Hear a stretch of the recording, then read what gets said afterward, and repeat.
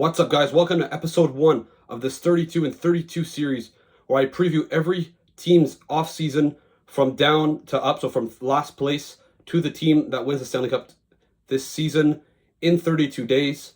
So we're going to start today with the last place team in the NHL, the San Jose Sharks. I just mentioned the San Jose Sharks finished 32nd place in the NHL, 8th place in the Pacific Division. Obviously a team in a full rebuild, and it's orchestrated by GM Mike Greer, has done a pretty solid job since taking over a few years ago.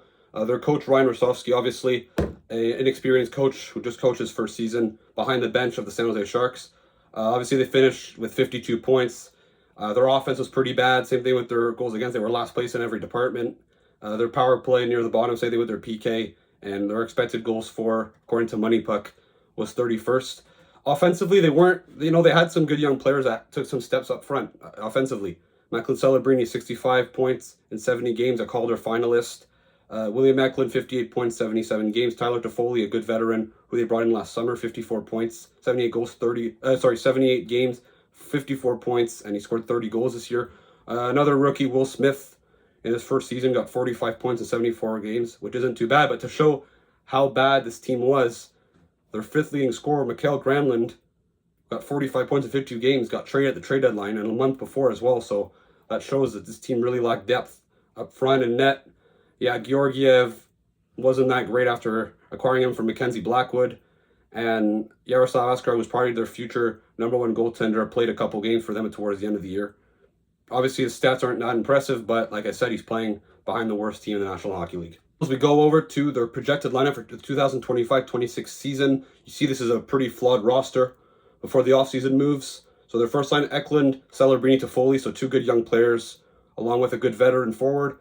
Kovalenko, Wenberg, and Cam Lund. So another line with a few young players there. Klim Kostin, Will Smith, Tyler Landria, Carl Grunstrom, Barclay Goodrow, Noah Gregor. So a pretty weak forward group. The defense core is even worse. Miro Ferraro, Timothy Liljegren, Henry Thrun, with Vincent Dearnay, Mark-Edward Vlasic, Jack Thompson.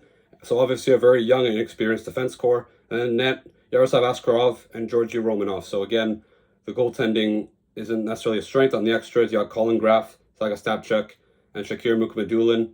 So yeah, the San Jose Sharks aren't a great roster, but they do have a lot of cap space to improve their team this summer if they'd like. They have about 44 million in cap space. So obviously the Sharks, they need to improve this team somewhat because there's just so many weaknesses on this team that needs to be addressed. As we move on to the expiring contracts, you have UFAs and RFAs. So UFAs, you got no forwards that contract are expiring, but on defense, you got Jan Ruda, a 34-year-old veteran, probably going to walk, I'd assume. They're probably going to want to bring someone in that's a bit better. And net, Georgiev, I expect him as well to probably be let go and to bring another goaltender to help back up Askarov.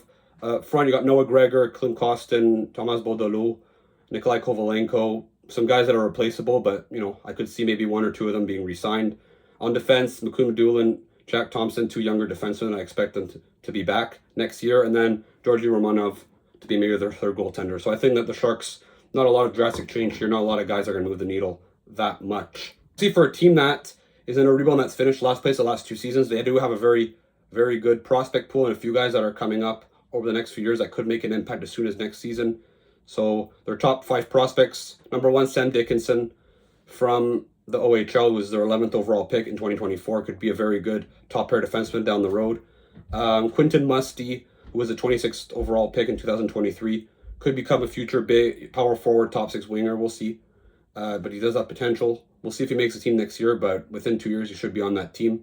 Igor Chernyshov, a 33rd overall pick in 2024, another guy that has some good potential. Philip Bysted, Leo Salin, Wallenia. So the Sharks do have a very, very strong prospect pool, and obviously a lot of draft picks. If you look down here, they have the 2nd overall pick, by the way, in this year's draft. We'll see what happens at the top with the Islanders. If they take Schaefer, if they take Misa, I'd assume the Sharks would be jumping on whoever's going to be available at number 2.